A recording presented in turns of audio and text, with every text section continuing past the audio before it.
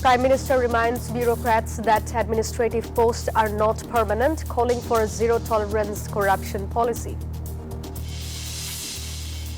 BNP ignoring public mandates in a desperate attempt to cling on to power, claim NCP leaders at National Convention. Hello and welcome to the News24 English Bulletin. This is Jannatul Sadia. Those were headlines. Now the details. Prime Minister Tareq Rahman has ordered deputy commissioners to crack down on corruption. Opening the annual DC conference, he demanded better public services and strict price controls.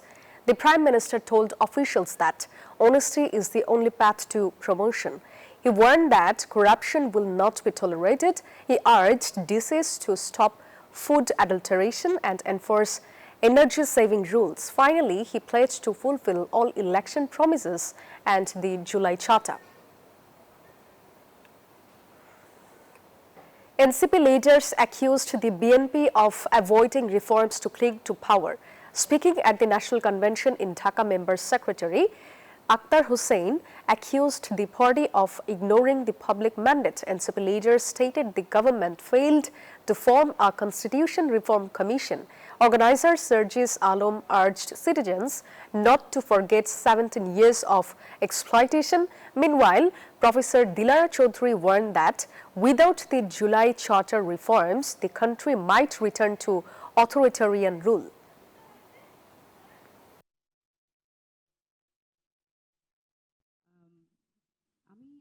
The Supreme Court has suspended virtual hearings in the Appellate Division.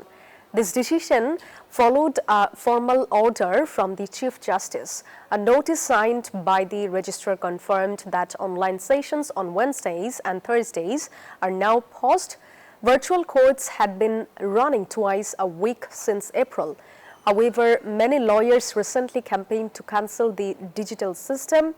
All judicial activities in this division will now return to physical courtrooms until further notice.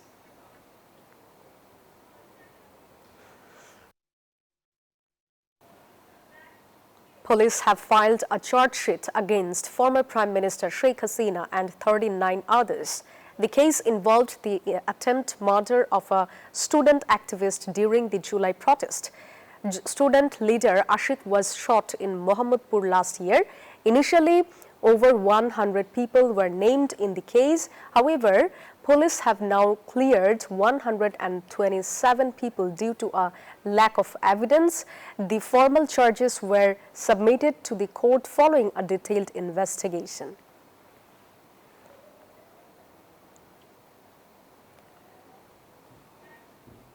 Police have launched a major crackdown on crime in the capital.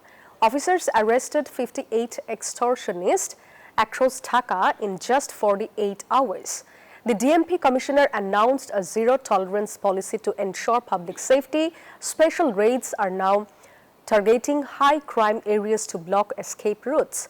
Police are also monitoring online fraud and gangs using the names of top terrorists. Officials said these operations will continue until the city is safe for everyone. Lawyers are protesting after more than 40 candidates were disqualified from the Supreme Court bar election. They claimed the move is illegal and lacks proper justification.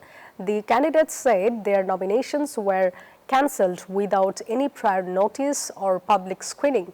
They insisted they met all constitutional requirements, including membership fees and voter registration. Protesters are now accusing the bar of political favoritism. They are demanding that all candidates be allowed to contest the upcoming election fairly.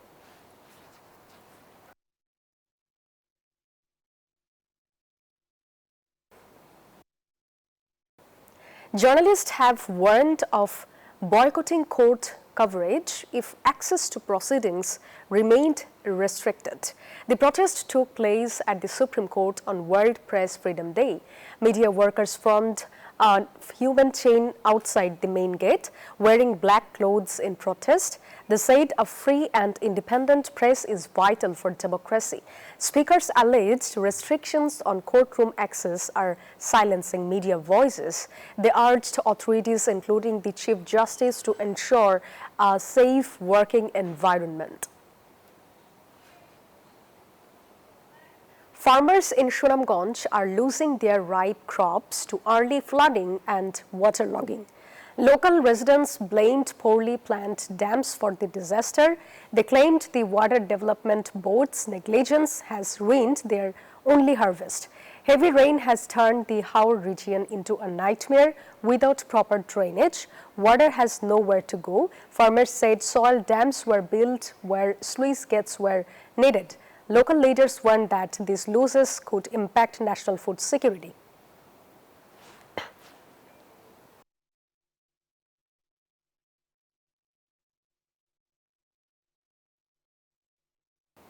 Eleven people have died in road accident across 3 districts.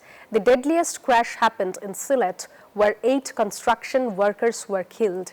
8 others remained injured in hospital. Meanwhile, 2 relatives died in Chapainawabganj after a motorcycle crash. In Kumilla, a child also lost their life.